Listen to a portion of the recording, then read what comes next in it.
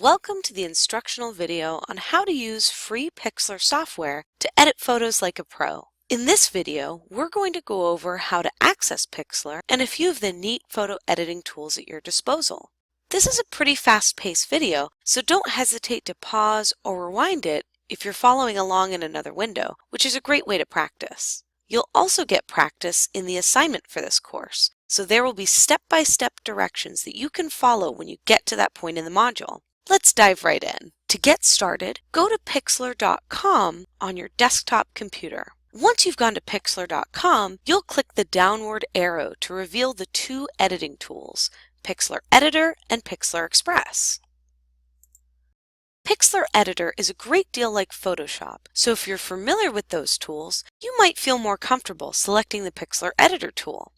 If you're new to photo editing and just want to do some basic touch-ups or resizing, I recommend selecting Pixlr Express as its user interface is a bit more intuitive. For this demonstration, we're going to use Pixlr Express. Once you've launched Pixlr Express, you'll be able to select a photo a couple of different ways. You can either browse your computer for an image file that you have already, provide the URL where the image is located, or even take a new photo with your webcam. If your goal is to make a collage, you'll select the collage option, as that will allow you to upload multiple photos to edit at once. For now, we're going to select Browse so we can edit a sample photo we already have on our computer. Then My Pictures folder under Libraries. You should have access to your sample pictures here. I like to use the jellyfish photo. Now that you have your first photo uploaded, let's check out some of our editing tools. We can make an adjustment to our photo, apply an effect, or we can add some items like an overlay, stickers, or even type some text. Let's look into the adjustment category, as this has most of the editing tools we'll use. You can doodle on a photo or layer an image using the first two functions, or you can crop your photo, resize it, rotate it, or simply select Autofix to apply some automatic minor touch-ups. You can also adjust the color and other overall aesthetics using the options here. And if you want to get rid of that red eye in your photos, just select the red eye tool, or select Heal or Airbrush to smooth over blemishes. You can play with other neat effects here, but one of the most important tools you'll find is the History tool. This allows you to selectively revert your edits to the photo's original state. I'll show you what I mean. Let's change the overall color of our photo.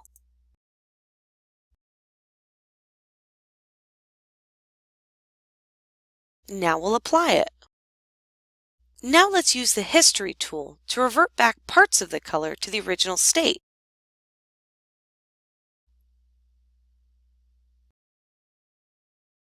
You can even change the size of the brush to cover a larger or smaller area.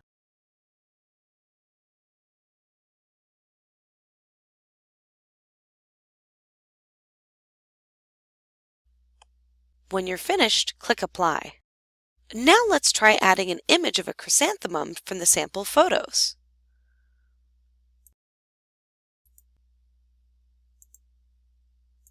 We'll reduce the opacity to let the jellyfish show through. Now let's reveal the jellyfish even more by using the History tool.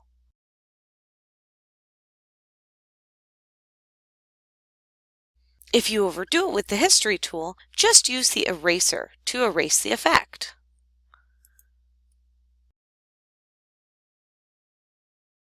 Now we'll hit Apply when we're done.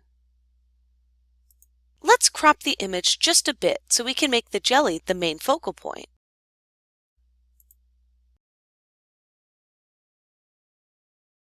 The grid lines allow us to center it nicely.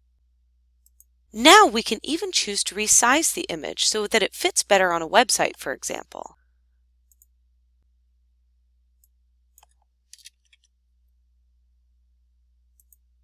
We're going to leave the size the way it is by clicking Undo, but you can see how easy it is to adjust.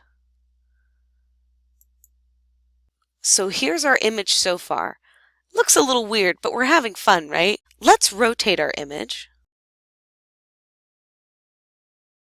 And now give it a focal point.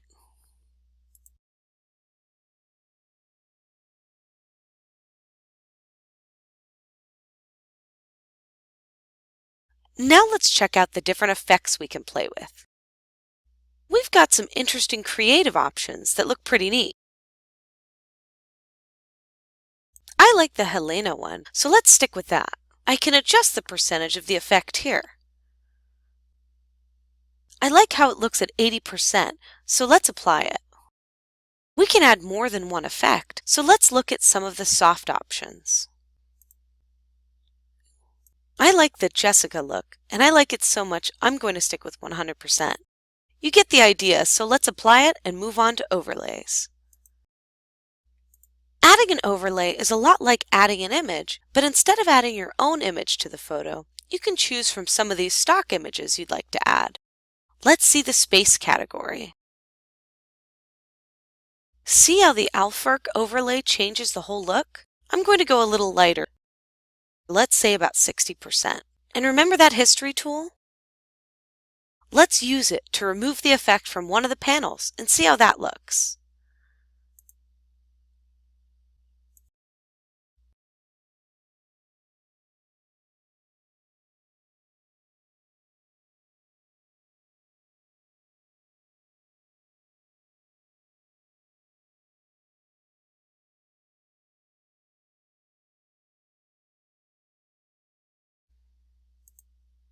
We can add borders,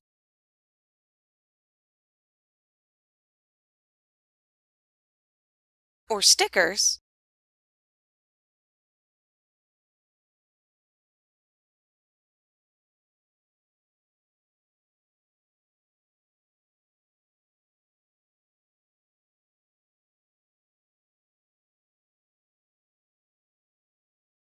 and we can experiment with text as well.